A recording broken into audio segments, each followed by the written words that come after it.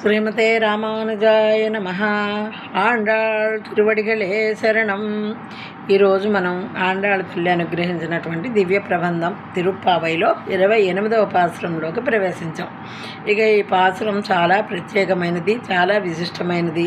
ఎందుకంటే మన మనస్సు ఎటువంటి స్థితిలో ఉంటే ఆ పరమాత్మ అనుగ్రహాన్ని పొందగలుగుతామో, ఏ విధమైన ఆలోచనలు ఉంటే ఆ స్వామికి దగ్గరగా చేరుతామో, ఆ స్వామి మనల్ని దగ్గరగా తీసుకువెళ్తాడా, అటువంటి చక్కటి విశేషాలన్నింటినీ కూడా ఈ పాసురంలో ఆండాళ్ తల్లి మనకు అందించారు. మనం ఇంతకుముందు చెప్పుకున్నాం కదా, మనం చదువుకున్న పాసురాలన్నింటిలో కూడా గోపికలందరూ ఆ శ్రీకృష్ణ పరమాత్మ దగ్గరికి వెళ్ళి, మేము ఇలా మార్గశీర్ష వ్రతం చేస్తున్నాము, దానికి మాకు కొన్ని వస్తువులు కావాలి, వాటన్నిటినీ అనుగ్రహించమని ఆ శ్రీకృష్ణ పరమాత్మని వేడుకున్నారు. వాళ్ళు చెప్పినవన్నీ విన్న తర్వాత శ్రీకృష్ణ పరమాత్మ వాళ్ళకి కావలసిన వస్తువులన్నింటినీ కూడా సమకూరుస్తానని మాట ఇస్తారు.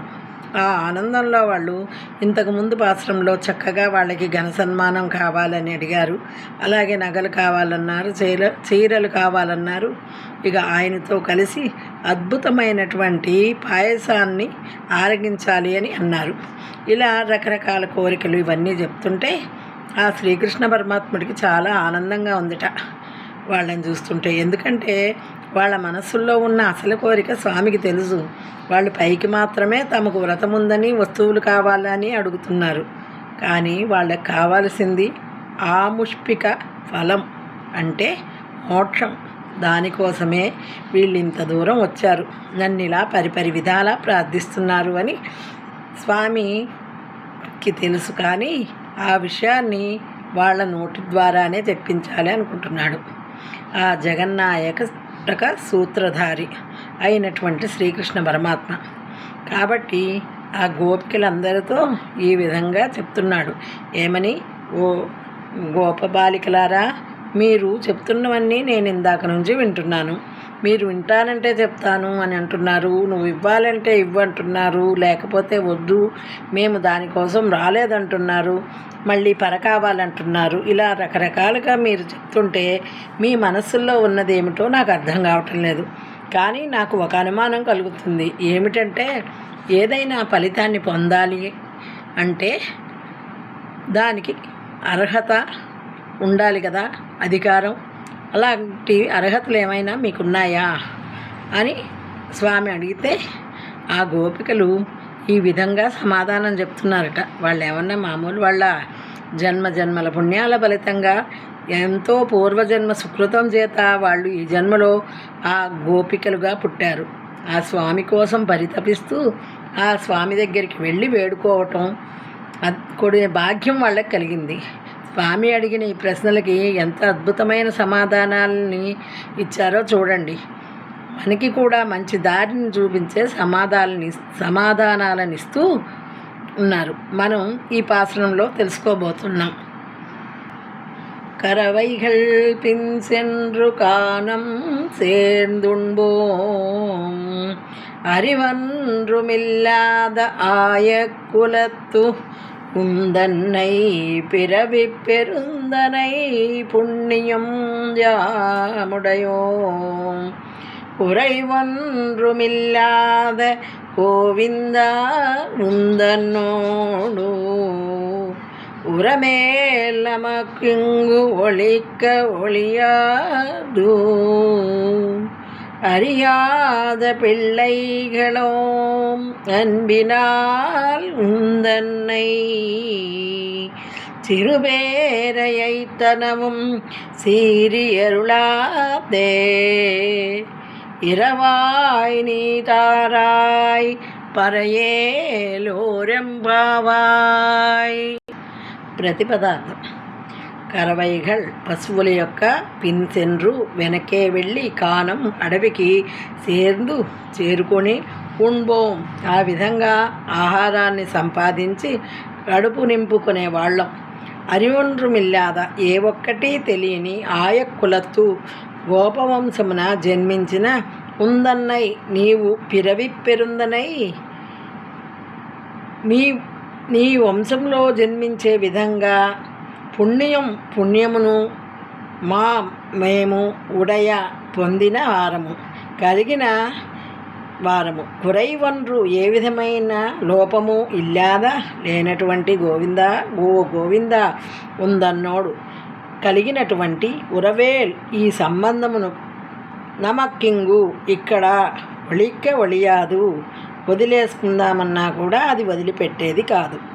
అరియాద లోకం రీతి ఏమిటో తెలియని పిల్లలం అన్బినాల్ ప్రేమతో ఉందన్నై నిన్ను సిరిపేరయ్యతవం చిన్న పేరుతో పిలిచినందుకు సీరి అరుళాదే. కోపం తెచ్చుకొని మమ్మల్ని కరుణించకుండా ఉండకయ్యా. ఇరైవా ఓ స్వామి నీవు తారాయ్ ఇవ్వు పరయను మా కోరికను నీవు తీర్చు అంటూ ఇక్కడ గోపికలు అడుగుతున్నారు ఈ పాసురంలో. పావం ఏమని చెప్తున్నారు గోపికలు? స్వామి అడిగారు కదా,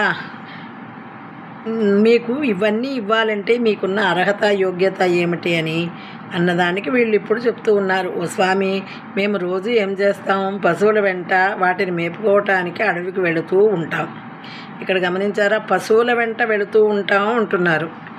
అంటే వీళ్ళకి ఏమీ తెలియనట్టు, పశువులు ఎటు వెళితే అటు వీళ్ళు వాటి వెనకే వెళతారనమాట. అవి ఎటుపోతూ ఉంటే మేము కూడా వాటి వెంట వెళుతూ ఉంటాం. అక్కడికి వెళ్ళి ఏం చేస్తాం? ఏమన్నా జపతపాలు చేస్తాం అనుకుంటున్నారేమో. కాదయ్యా, మేము అక్కడికి వెళ్ళి మా పశువులంతా వాటి కడుపులు నింపుకుంటుంటే మేము కూడా అక్కడ కూర్చొని మేము తీసుకువెళ్ళిన ఆహారాన్ని తింటూ ఉంటాం. అది కూడా ఎలా? మాకు ఏ నియమ నిబంధనలు లేవు, శుచి తెలియదు, ఆచార వ్యవహారాలు తెలియవు, అసలు కుడి ఎడమ తేడాలే మాకు తెలియదు. అటువంటి అజ్ఞానులమయ్యా మేము. అడవికి వెళ్ళడం, తినడం, తిరగటం ఏ జ్ఞానము లేక తిరిగేవాళ్ళం. కానీ మాకున్న గొప్ప జ్ఞానం, గొప్ప యోగ్యత ఏమిటో తెలుసా? ఇటువంటి గోపవంశంలో మేము పుట్టడం. నీవు పుట్టిన వంశంలో జన్మించాం మేము.